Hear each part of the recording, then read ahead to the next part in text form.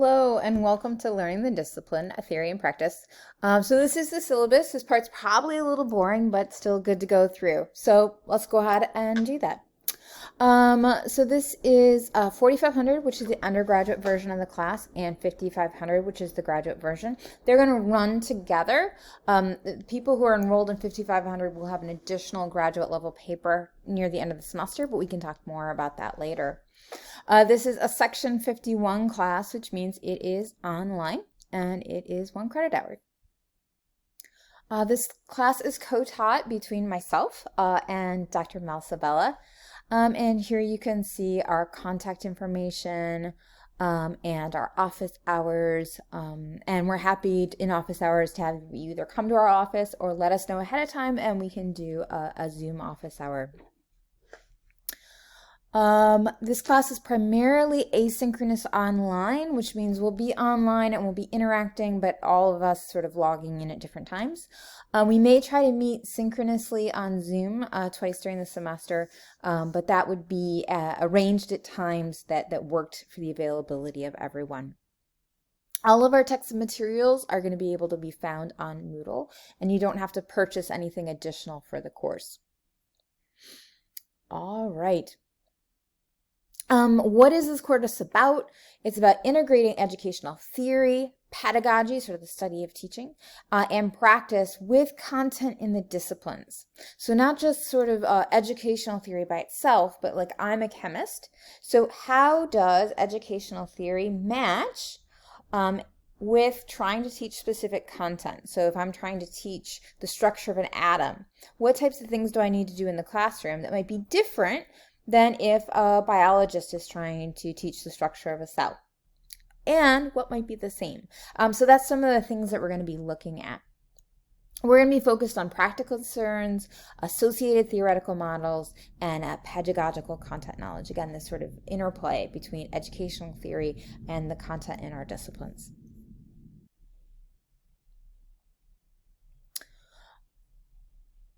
All right. So what are our learning objectives? We want to be able to understand foundational theories in the field of education and how they impact contemporary issues in teaching and learning. We want to be able to effectively access practitioner-based and research-based journals and evaluate research. What do we mean by that? In education, we have publishing, just like in any academic discipline. And some of that is written for other researchers, and some of those are written to help people who are teaching be able to improve their practice. And we want to be able to look at both of those types of research. We want to be able to synthesize scholarly work to address contemporary issues in teaching and learning. The types of things we're going to be doing to assess those course objectives are: we're looking at postings, videos, and discussion questions. We're going to do a culminating poster and paper.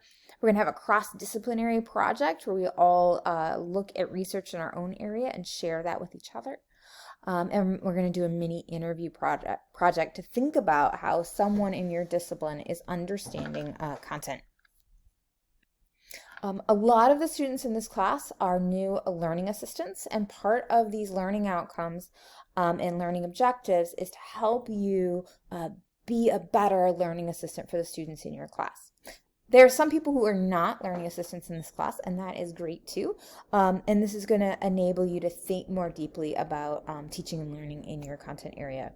Dr. Sabella and I teach this course together. We are also the co-directors of the Learning Assistant Program and can also answer any questions you have about that.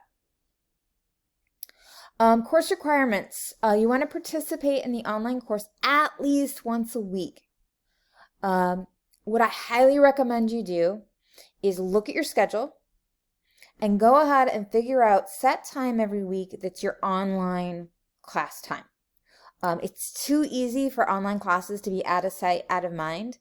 And the number one way that students don't do well in this class is by forgetting to do it.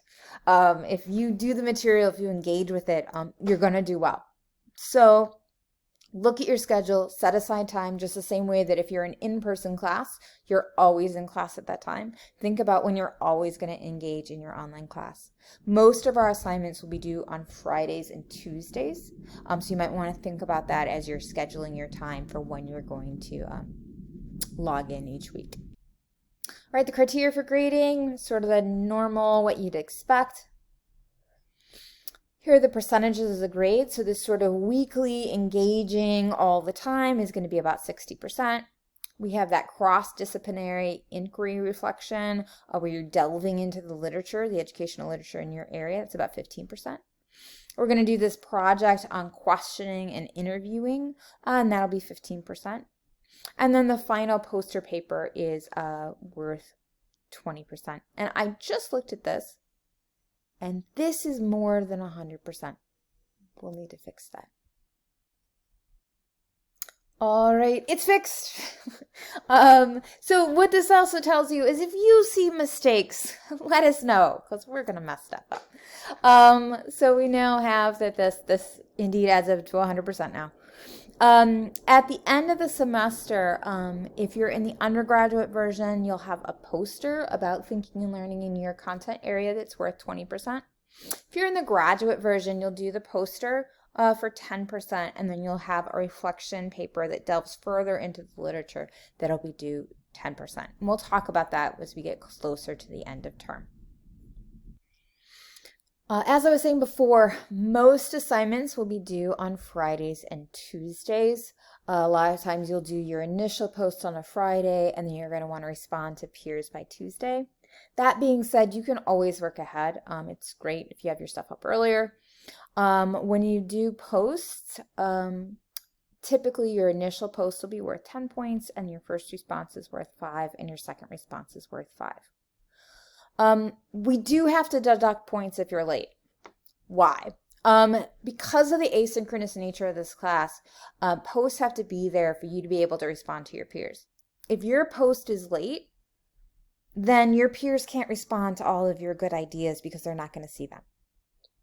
If you reply to your peers late, they're already moving on to the next topic, and you're not going to hear your good reflections. So you need to be on time so that this class can be interactive and we can work together rather than you just sharing your ideas for us to grade. That's not as interesting. So late posts will have points taken off. That being said, if you have the flu and you can't type, let us know, and we can make accommodations for things like that. All right, we will talk about each of these assignments as we get closer to them. And again, this additional requirement at the end is only for students who are in the graduate version of the class. This is sort of taking it to the next level of delving further into the literature. All right, at the back, you're going to see our tentative schedule. We may change things up, but as of right now, this is the plan. And you can kind of see where we're going to be going over this special session course. It's a little bit more intense because we are in special sessions. So we're doing 16 weeks in 12, but we're still going to really engage deeply in a lot of these concepts. So this first week, we're going to be doing introductions and reflections on teaching and learning. Finally, at the end is the stuff you should see normally, attendance withdrawal. Make sure you're paying attention to those dates. If you have abilities office accommodations, remember you have to resubmit for that every year or every semester. And let us know that those are coming so we can go ahead and put those accommodations in place. I'm not entirely sure what an emergency evacuation is for an online class, but we have to put it there. So there you go. Plagiarism. Hey, don't plagiarize. Don't plagiarize. Usually I think students don't have a problem with plagiarism. They sometimes have a problem with not appropriately citing. If you're unsure about how to cite, let us know and we can help you with that. You want to make sure you're citing both direct words but also ideas.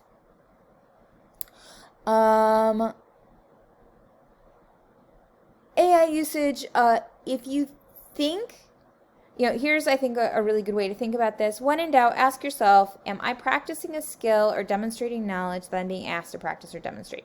If the answer is no, there's probably some dishonesty involved. Integrity means being true to your values, true to the original intention, true to your word. there's a lot of really cool stuff we can do with AI, and maybe we'll explore that. But we want to know what you think, and we want to think more deeply about your ideas of teaching and learning, and that's what we care about. Don't harass people. I think that's pretty good. Academic warnings will be coming out for all the undergraduate students. If you're ever unsure about where you stand in the class, definitely email Dr. Sabella and myself. We're happy to sort of help you understand the gradebook. Like I said before, in this class, generally students who engage and who stay on top of the work do very well. The only students who really have problems sometimes is if they forget about the class and fall behind in the work. Again, if you get too sick to be able to do online work, if something comes up like that, just let us know, and we can try to make accommodations. And online classes are still classes, so make sure you're putting in the work. If you have any questions about this, I went through it kind of quickly because, again, not that exciting. Please let me know, and we're happy to talk to you more about anything within the syllabus. Looking forward to getting to know you better.